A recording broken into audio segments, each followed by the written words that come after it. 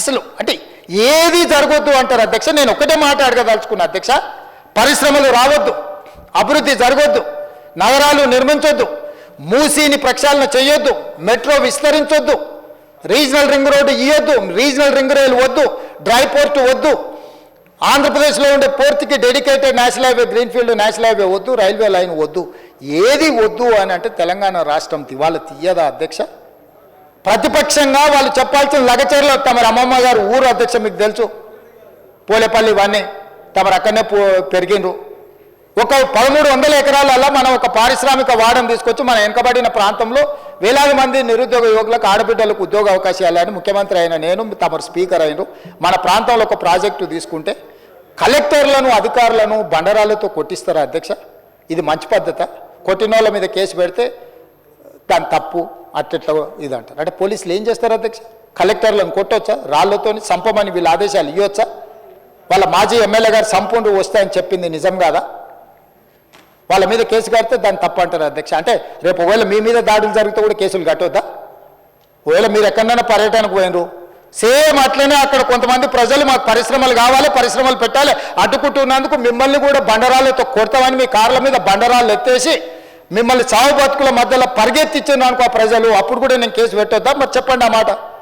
చెప్తే ఆటవిక రాజ్యానికి వదిలేద్దాం, ఎవరైనా దాడులు చేసుకోవచ్చు, ఎట్లయినా పోదాం. మీకు రక్షణ కావాలి, రక్షణ వలయం ఉండాలి, మిమ్మల్ని ప్రభుత్వాలు కాపాడాలి.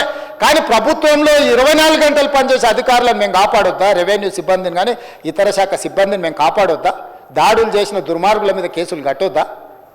ఎట్లా అధ్యక్ష చెప్పండి? దాడి అనేది దాడే. నీకు నిరసన తెలపడానికి ఇందిరా పార్క్ ఓపెన్ చేసినాం కదా ధర్నా చేయడానికి, మీరు మూసేస్తే ఇందిరా పార్క్లో వచ్చి ధర్నా చేయండి, కూర్చోండి, నిరసన తెలపండి. ప్రతిదానికి ఒక పద్ధతి ఉంది అధ్యక్ష. భౌతిక దాడులను మనం ప్రోత్సహిద్దామా? ఇదేనా వీళ్ళు నేర్పిన సంస్కృతి? ఇదేనా వీళ్ళు తెలంగాణ రాష్ట్రంలో పెంపొందించదలుచుకున్నది? చేయొద్దా తెలంగాణను అభివృద్ధి? పరిశ్రమలు రావద్దా? పెట్టుబడులు పెట్టొద్దా? నిరుద్యోగ యువకులకు ఉద్యోగ ఉపాధి అవకాశాలు ఇవ్వొద్దా? ఈ విద్యార్థులకు చదువు చెప్పొద్దా? యంగ్ ఇండియా స్కిల్స్ యూనివర్సిటీ వద్దా? యంగ్ ఇండియా స్పోర్ట్స్ యూనివర్సిటీ వద్దా? Young India integrated residential schools వద్దా? ఏం చేయాలో మీరు చెప్పండి అధ్యక్ష. వాళ్ళని చెప్పమని నుండి వచ్చి చంద్రశేఖరరావు గారిని రమ్మని నుండి పెద్దల్ని. నేను మాటిస్తున్న అధ్యక్ష తమ ద్వారా చంద్రశేఖరరావు గారికి, నా సభ్యులందరికీ నేను చెప్తున్న, వారిని వచ్చి వారి గౌరవానికి భంగం కలిగించము, హుందాగా వ్యవహరిస్తాము, వారి అనుభవాన్ని రంగరించి సలహాలు సూచనలు ఇవ్వమనుండి 100% ఈ ప్రభుత్వం వారు సహేతుకమైన సలహా సూచనలు ఇస్తే పాటించడానికి సిద్ధంగా ఉన్నాము. అనుభవం కలిగినోడు కాబట్టి చెప్పమని ఉండ్రి. నేను ఏది చెప్పను, నువ్వు ఏది చేస్తే దాన్ని చేయని అను కాళ్ళలో కట్టబెడతా, నేను కింద పడేస్తానంటే ఎట్లా అధ్యక్ష? ఏం చేయాలి? నాకున్న పరిష్కారం ఏందో మీరు చెప్పుండ్రు అధ్యక్ష. నాకు కూడా మీరన్న దశాదిశ నిర్దేశం చేయరు. ఇట్లా చేసేటోళ్ళను ఏం చేయాలో ఒకసారి మీరు చూసి. ఈరోజు మనకు అమెరికా, సౌత్ కొరియా నుంచి పర్యటన నుంచి తెచ్చిన పెట్టుబడులే కాదు అధ్యక్ష, ఐటీ దిగ్గజాలైన గూగుల్ కానీ మైక్రోసాఫ్ట్ ఈరోజు వ్యాపారాలను విస్తరించిన అధ్యక్ష. హైదరాబాద్లో ఏఐ ఆధారిత యాక్సిలేటర్ సెంటర్ నెలకొల్పేందుకు గూగుల్ ఒప్పందం చేసుకుంది అధ్యక్ష. మైక్రోసాఫ్ట్ కంపెనీ 15,000 కోట్ల పెట్టుబడులతో రీసెర్చ్ అండ్ డెవలప్మెంట్ హబ్ నెలకొల్పింది అధ్యక్ష. HCL, ఇన్ఫోసిస్, విప్రో కంపెనీలు తమ క్యాంపస్లను విస్తరించాయి. కాగ్నిజెంట్ సంస్థ 15,000 అదనపు ఉద్యోగాలను ఈరోజు చేసింది. FedEx, ZF life tech, Marriott లాంటి పెద్ద కంపెనీలు గ్లోబల్ కేపబిలిటీ సెంటర్లను ఇక్కడ ఏర్పాటు చేస్తున్నాయి. ఇటీవలనే బయోటెక్లో ప్రపంచంలో పేరెనికైన ఆమ్జెన్ ఈరోజు అమెరికా బయట మొట్టమొదటిసారి పెట్టుబడులు పెట్టింది హైదరాబాద్లో 6,000 మంది ఉద్యోగస్తులతో ప్రారంభించారు అధ్యక్ష. నేనే స్వయంగా వెళ్ళిన. లెన్స్కార్తో నిన్నమనే మా మిత్రుడు శ్రీధర్ బాబు గారు 1,500 కోట్ల రూపాయలతోని కళ్ళద్దాల కంపెనీ ఈరోజు పెట్టుబడులు పెట్టిండ్రు అధ్యక్ష. ఇన్ని అద్భుతాలను సాధిస్తుంటే